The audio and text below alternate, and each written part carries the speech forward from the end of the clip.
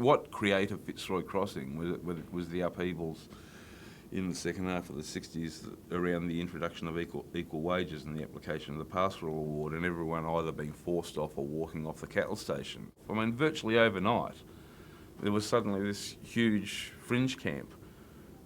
I mean, it was a fringe camp with no centre. There was no town that was on the fringe of it. It was just people, dumped there in the middle of nowhere. And that was the birth of Fitzroy Crossing.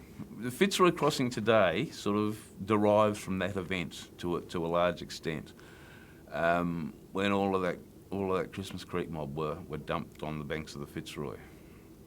They found themselves removed or having left these stations that they've been on for donkey's years, dumped in this sort of new world of these fringe camps in Fitzroy.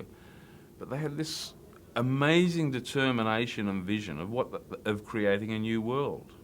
And it really was that. It was this sense of a new world was being created almost out of nothing. And there was a vision of what sort of world they wanted that to be, and it was very much wrapped up in a strong cultural and tradition-based sort of world, but one in which they were no longer under the thumb of the station bosses. They were autonomous.